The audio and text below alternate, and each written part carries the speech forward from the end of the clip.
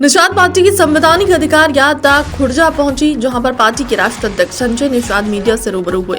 कहा, तत्कालीन प्रदेश सरकार ने अनुसूचित जाति के लोगों को पिछड़ा वर्ग में शामिल कर बांट दिया था। यात्रा के माध्यम से निषाद समाज को अनुसूचित जाति में वापसी करने के लिए जागरूक किया था।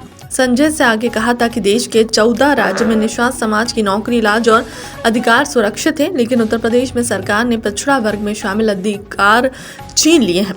बता दें कि राष्ट्रीय अध्यक्ष संजय निषाद के नेतृत्व में सहारनपुर से सोनभद्र तक संवैधानिक अधिकार यात्रा निकाली जा रही।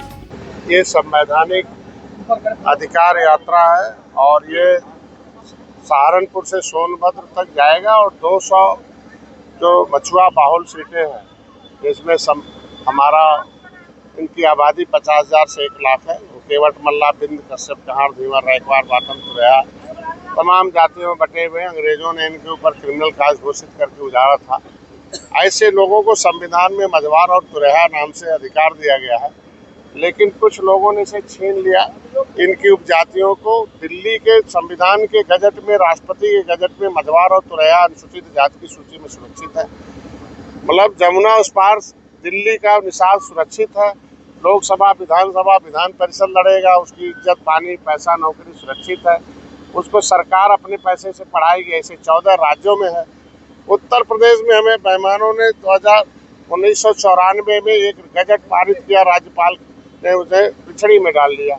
31 दिसंबर 2016 को हमें पिछड़ी से निकाल भी दिया गया। लटका के ऐसे उत्तर प्रदेश के लोगों को संविधान में जो हक है वो छीना गया है। ये जागे अपने वोट से गलत जगह बटन दबा दिया, इसलिए अधिकार छिन गया। अपना वोट सही जगह बटन दबाएं और फिर अधिकार पाएं। इनके पुरखों ने लिखवाया संविधान में, तो जब इनके पुरखों ने देश को आज़ाद कराया, संविधान में लिखवाया, तो इनकी जिम्मेदारी बनती है। इन्हें जगा रहा हूँ कि अपने वोट से अपने अधिकार प्राप्त करें और भारतीय जनता पार्टी पहल कर रही है। मैं चाहता हूँ जल्दी से इनके संविधान में मिला हुआ हक दे दें, इसके लिए मैं निकला हूँ और ये सोनभद्र तक जाएगा। अभी चूँकि बुलंदशहर एक ऐतिहासिक जगह है, यहाँ खुर्जा है, शिकारपुर है, ये सब कुछ निषाद बाहुल है। यहाँ से अभी हमारे कार्यकर्ता आगे हैं, जगह जगह निकलेगी और फिर आज के बाद कल अमरोहा जाएंगे।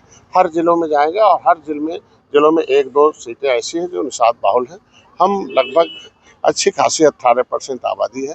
इस 18% आबादी का एक गौरवशाली इतिहास रहा है। कभी भगवान राम को पार उतारा, सबको मझधार से पार उतारा और इनको इन पार्टियों ने मझधार में रोक दिया, डुबो दिया। इसलिए इनको जगा रहा हूँ और इनको सुरक्षा है। आज ये अनुसूचित जाति की सूची में मझवार तुरैया को बता रहा हूँ कि आगे जनगणना होने वाली है।